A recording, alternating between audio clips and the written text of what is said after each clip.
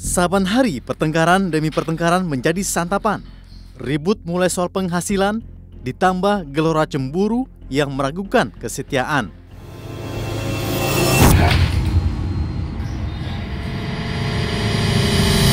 Enak lo ya, bangun tidur siang langsung ke meja makan.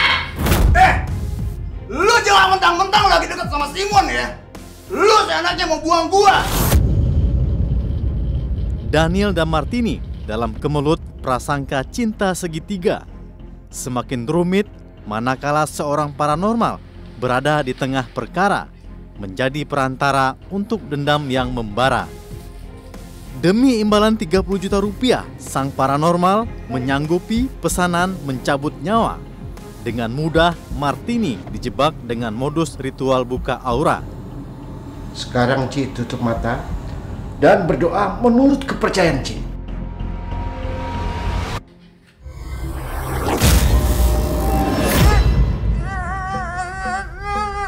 Tanpa disadarinya, Martini menyerahkan nyawa lantaran percaya, hingga sang paranormal menyembelih Martini tanpa iba.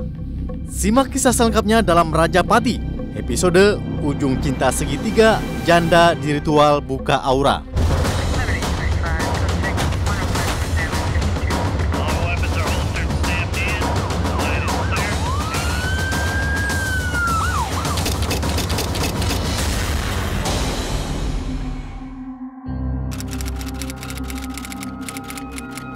Menjelang Jumat petang, tamu kamar 312 Hotel Transit Tomang tak kunjung meninggalkan ruangan.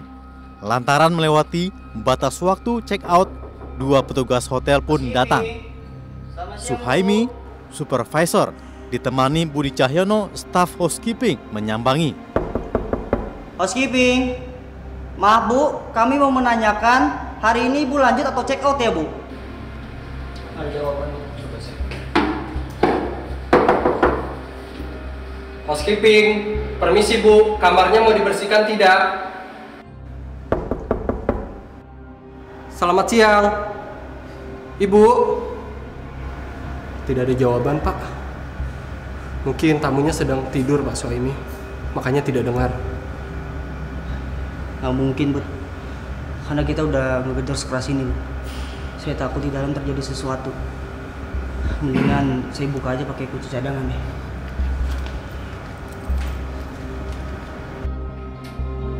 Bu? Bu? Bu? Bu? Bu? Astagfirullahaladzim! Pak, Bud, gimana ini Pak? Kita lapor polisi Bud! Ya Bu, ayo Pak.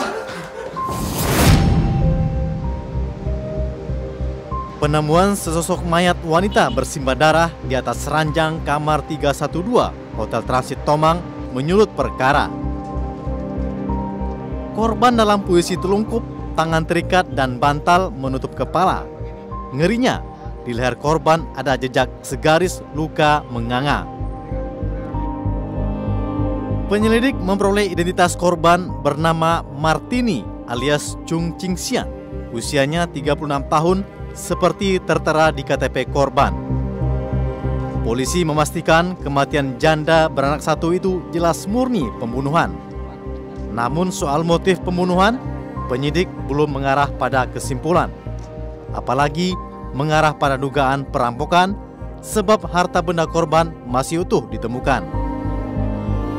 Mobil minibus korban yang masih terparkir di halaman langsung dipagari garis polisi untuk kepentingan penyelidikan.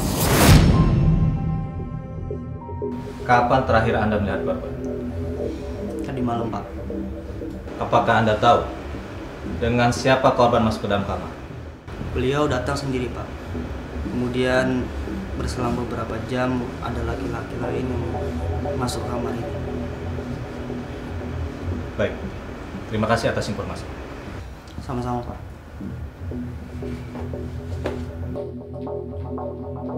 Sejumlah saksi juga dimintai keterangan, namun tak satu pun karyawan bisa memberi petunjuk tentang teman sekamar korban.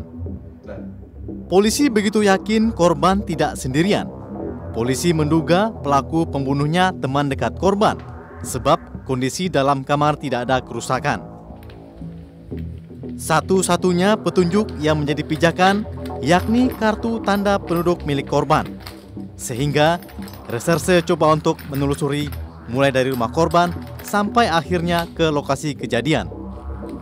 Alamat yang tertera Jalan Sawah Lio nomor 4, Kelurahan Jembatan 5, Kecamatan Tambora, Jakarta Barat. Dengan KTP ini, kita bisa telusuri terduga pelaku. Ayo, sekarang kita ke rumah korban. Mungkin kita bisa dapat petunjuk dari orang-orang terdekat korban. Siap, setuju. Ayo kita berangkat. Ayo.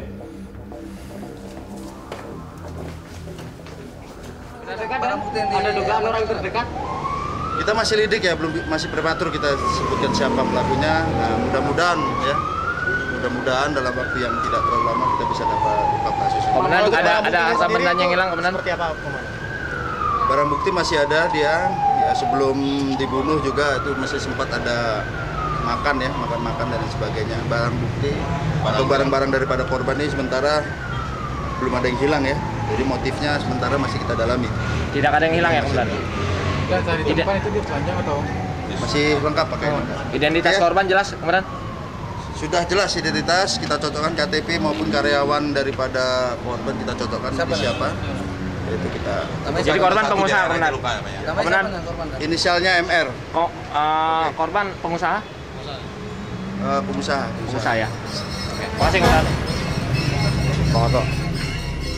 Berdasarkan visum et repertum ahli forensik Rumah Sakit Cipto Mangunkusumo, Dr. Zul Hasmar Samsu, didapat kesimpulan bahwa sebab kematian ialah akibat gorokan pada leher korban yang memutus pembuluh darah sehingga menimbulkan pendarahan.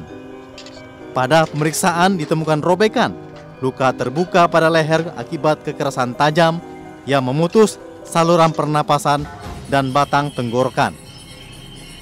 Saat kematiannya diperkirakan antar tanggal 13 September 2012 pukul 20.00 sampai dengan pukul 1.00 tanggal 14 September 2012. Polisi gerak cepat. Seorang terduga tersangka pelaku langsung ditangkap. Ialah Daniel Irfandi alias Daniel, 38 tahun, yang belakangan dikenal sebagai kekasih korban selama 1 tahun. Motif pembunuhan diduga kuat terkait masalah asmara, beranjak dari keterangan pembantu korban bernama Pusyanti yang mengetahui ihwal prahara. Selama proses interogasi, Daniel kooperatif dengan membeberkan seluruh peristiwa kepada polisi. Dengar Daniel, kami sudah memiliki barang bukti serta keterangan dari saksi-saksi yang mengarah kepada Anda. Anda kan pelakunya? Ayo jawab! Bukan saya. Bukan saya, Pak. Ampun, Pak. Tatap mata saya kalau ngomong. Kamu jangan bohong ya. Lebih baik kamu bicara yang jujur. Memang bukan saya pelakunya, Pak. Tapi Datuk, Pak.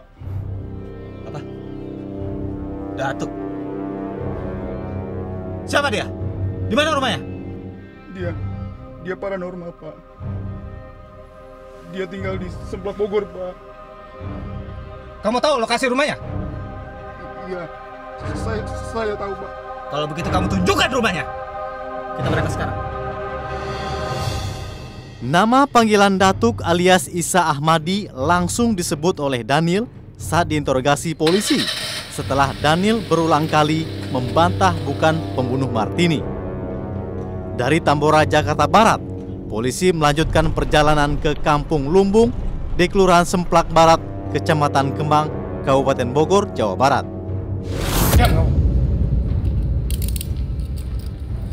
Ayo, jalan.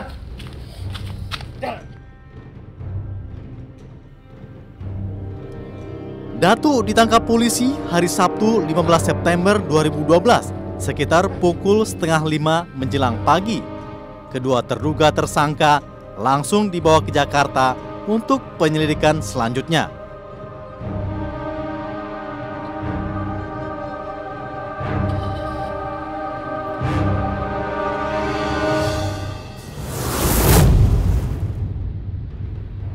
Tidak butuh waktu lama, penyidik Reskrim Polres Jakarta Barat pun menyematkan status tersangka pada Daniel Irfandi dan Datuk alias Isa Ahmadi. Selain didapat pengakuan, sejumlah alat bukti juga disita kepolisian. Dua tersangka masuk sel kurungan kurang dari 24 jam waktu pengejaran. Motifnya adalah saudara DI yang sebenarnya mempunyai hubungan seperti pacar dengan korban M, merasa sakit hati lalu merencanakan pembunuhan dengan meminta bantuan saudara MI. Kebetulan saudara MI kenal dengan korban Martini sebagai guru spiritualnya. Diajaklah korban Martini untuk melaksanakan kegiatan atau pengobatan spiritual yang memang selama ini dilaksanakan di sebuah hotel yang kemarin di Kebon Judong itu yang menjadi lokasi pembunuhan. Pasal digunakan 340 Yunto 365, ancamannya dia 20 tahun sehingga langsung bisa kita tahan. Lantas apa penyebab Daniel sakit hati sehingga tega-teganya merencanakan rajapati? Lalu benarkah ada kehadiran pria idaman lain yang memantik api? Tetap di program Rajapati sesaat lagi.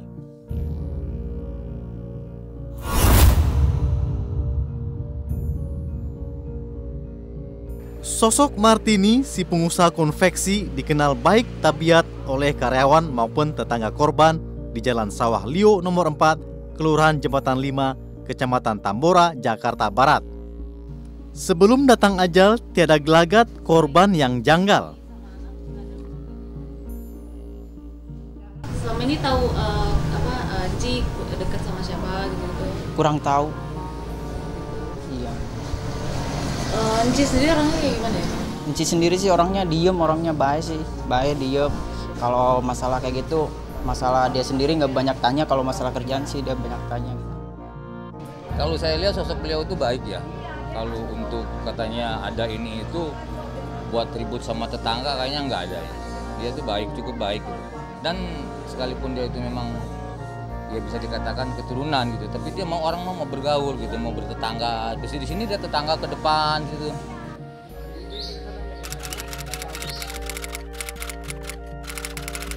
Sejak menjanda, kehidupan Martini jatuh bangun, mulai dari asmara maupun usaha. Setelah usaha makanannya bangkrut, Martini kembali merintis usaha konveksi dengan modal bantuan 30 juta rupiah dari kakak kandungnya bernama Andi. Martini gigih menekuni usaha konveksi siang malam, menyelesaikan pesanan pelanggan. Sementara Martini memeras keringat setengah mati, sebaliknya Daniel, pacarnya di 1 tahun terakhir yang enak-enak menikmati. Sejak usahanya bangkrut tahun 2011, Daniel menganggur dan numpang hidup di rumah Martini.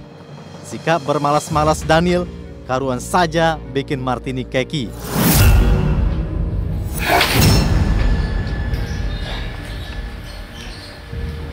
Enak lo ya, bangun tidur siang langsung ke meja makan.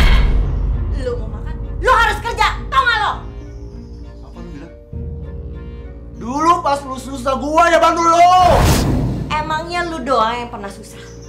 Gua pernah bangkrut, tapi gua bangkit lagi. Tau gak? Gua gak malas-malesan dan gak numpang hidup kayak lo. Apa lu bilang? Lu jangan mentang-mentang lagi dekat sama Simon ya. Lu seenaknya mau buang gua. Gitu, iya. Masih mending Simon, gak malas kayak lo. Lagian ngapain sih cemburu-cemburu segala? Dia bantuin usaha konveksi gua, tau gak? Nama Simon kerap dipersoalkan lantaran Daniel mengendus aroma perselingkuhan. Hubungan Martini dan Simon dinilai sudah lebih dari sekadar teman. Padahal awal perkenalan keduanya berkat Daniel sendiri. Ketika Martini hendak mempermak celana di kios Simon, sampai akhirnya Martini dibantu Simon memulai usaha konveksi.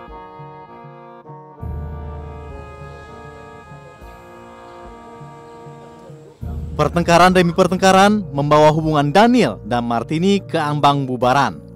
Maka untuk mengambil kembali simpati Martini, Daniel mencari orang pintar untuk membantu kesuksesan usaha Martini. Daniel membawa Martini konsultasi spiritual kepada Isa Ahmadi yang biasa dipanggil Datuk melalui rekomendasi teman. Ke daerah Semplak, Kabupaten Bogor, Daniel dan Martini sowan. Ada yang bisa saya bantu, Ci? Seingat saya, pertama kali kita bertemu itu bulan Agustus, iya kan? Iya, Datuk. Maksud saya datang ke sini, saya ingin melancarkan usaha saya, Datuk. Minta tolong. Lewat Pak Ading? Iya, Datuk. Kata Pak Ading, Datuk bisa bantu ya? Iya, atas kehendak Maha Kuasa. Sekarang, apa syarat-syaratnya sudah dipenuhi? Sudah, Datuk. Sesuai dengan permintaan. 10.400.000.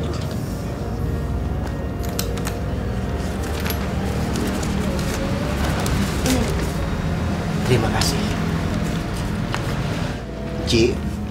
Enci sekarang dibuka auranya. Biar dipercaya dan usahanya lancar. Kalau begitu, bagaimana ritualnya kita mulai sekarang?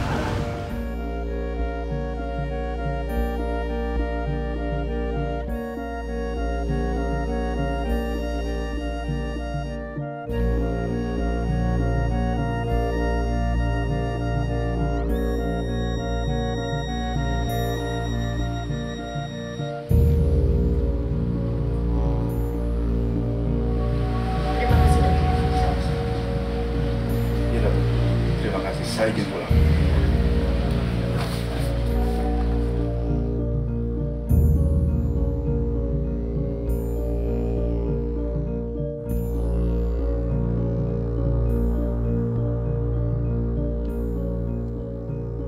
Keesokan harinya, masalah datang pagi-pagi. Kepada Datuk, Daniel mengeluhkan hasil pengobatan. Bukannya mendamaikan apalagi memberi kesuksesan, justru Martini malah rajin menyemprotkan kemarahan. Datuk, bagaimana ini? Saya minta tanggung jawab dari Datuk. Sebentar. Tolong jelasin. Saya nggak ngerti. Gini, Datuk. Si Enci marah-marah sama saya. Sampai Paki ngancem-ngancem segala ke saya. Saya diusir dari rumah si Enci. Si Enci bakal menyuruh orang lain buat ngusir saya. Saya sakit hati.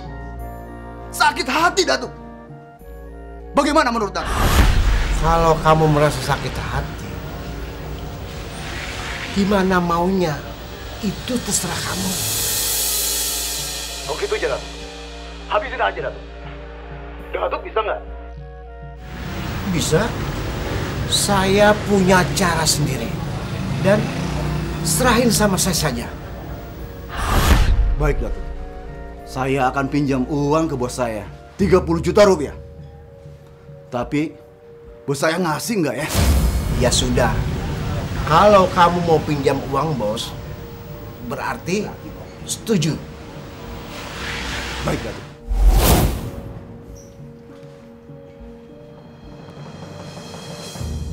Janji imbalan terucap, transaksi maut semakin mantap. Setelah Datuk menyanggupi niat laknat, rencana dibuat, kemudian cari tanggal yang tepat. Tepat sepekan kemudian, Datuk menjebak Martini dengan modus ritual buka aura lanjutan.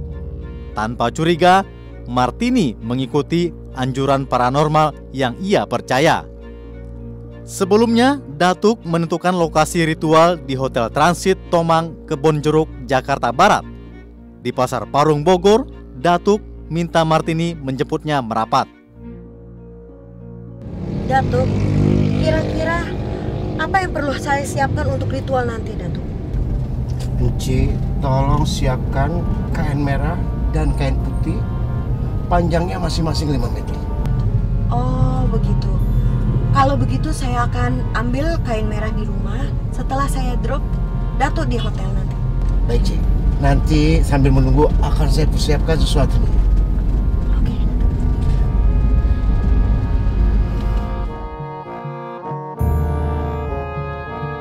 Ibarat mangsa polos menyongsong kematiannya, begitulah Martini kemudian adanya. Melangkah mendekati ajal dipandu oleh si tukang jagal.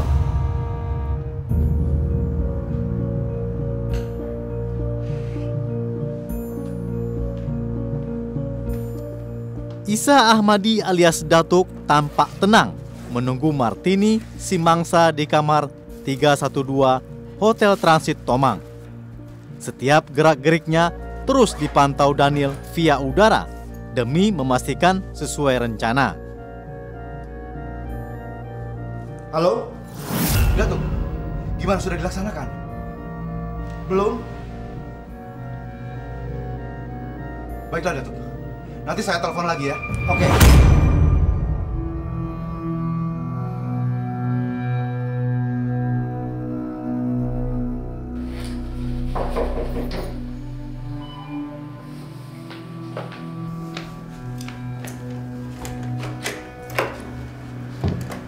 Selamat malam, Datuk. Ya, silakan.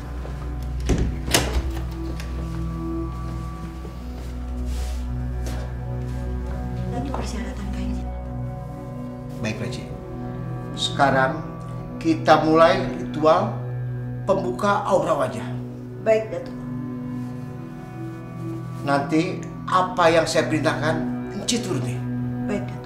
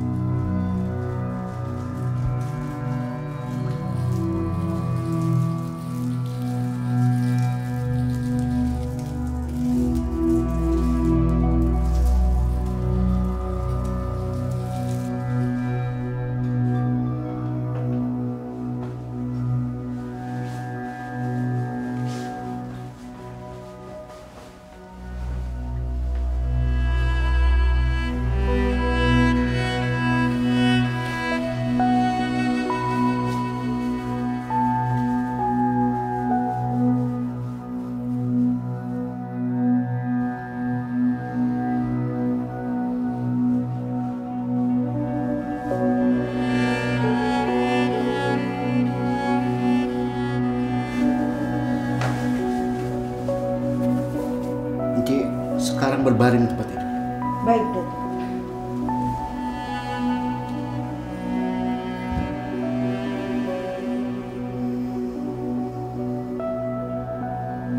Sekarang Ci tutup mata dan berdoa menurut kepercayaan Ci. Baik, Datuk.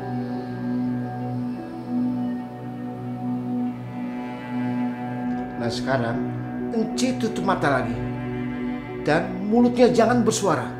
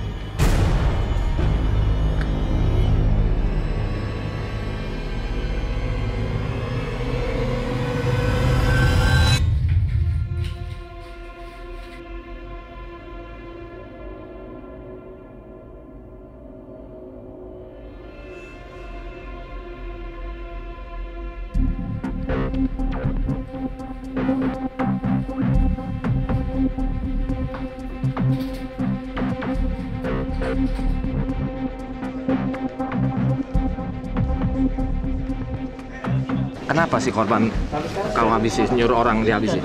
Sebenarnya sih saya nggak ada niat ya. Terus? Saya cuma bicara aja.